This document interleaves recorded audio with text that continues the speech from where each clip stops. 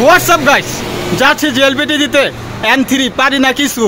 জীবনের সঙ্গী, পরীক্ষার সঙ্গী একমাত্র আল্লাহ তাআলা আর হলো চোখের নজর। সো ফাইনালি ভিডিওর পাশে থাকুন, ইনশাল্লাহ ভালো লাগবে। দুষ্টুমি করতে করতে ফাইনালি চলে আসলাম পরীক্ষা কেন্দ্রের সামনে। আসার পর দেখতেছি টিচার বুঝাচ্ছে আর কি যে এত সিরিয়াল থেকে এত সিরিয়াল এই ভবনে, আর অত সিরিয়াল থেকে অত সিরিয়াল অন্য ভবনে, এইভাবে আর কি ভবনগুলি বিভক্ত করা আছে। এরপরও আবার বুঝিয়ে দিতেছে।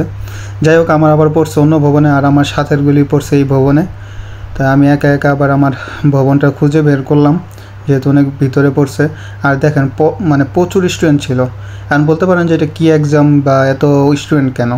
এটা আসলে মূলত জাপানের ইন্টারন্যাশনাল বা বলতে পারেন জাপানি ভাষার একটা এক্সাম। যদিও আমি আপনাদের দোয়ায় N3 দিচ্ছি, চেষ্টা করতেছি আর কি পড়ার। আর আমার সাথে যারা ছিল তারা অবশ্যই ট্যালেন্ট স্টুডেন্ট, আর আমি তো অনেক ভালো স্টুডেন্ট, আপনারা জানেন অনেকে। মানে মোটামুটি মানে যেটাকে বলে আর কি লেখাপড়া করি আর কি, এতটা করি না।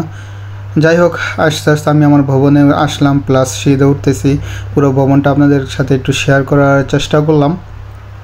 দেখেন উপর থেকে পুরোটা এরিয়া খুবই সুন্দর।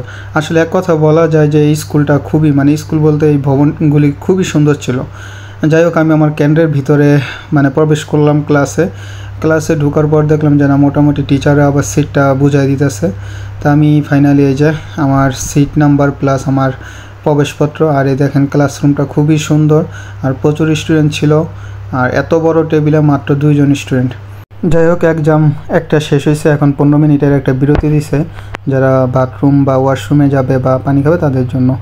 যাই হোক, এরপরে এই যে গলিতে একটু হাঁটতেছে, আপনাদেরকে দেখানোর চেষ্টা করলাম। আর এই যে সজীব মেয়েকে পটানোর চেষ্টা করতেছে, কিন্তু সক্ষম হয় নাই। মেয়ে বলে দিছে তুই কালা, আমি ফর্সা, হাত দিয়ে দেখাই দিছে। যাই হোক, লজ্জাজনক বাঙালির জন্য। এরপরে এখানে এসে দেখি কিরে বাথরুমের জন্য এত বড় সিরিয়াল।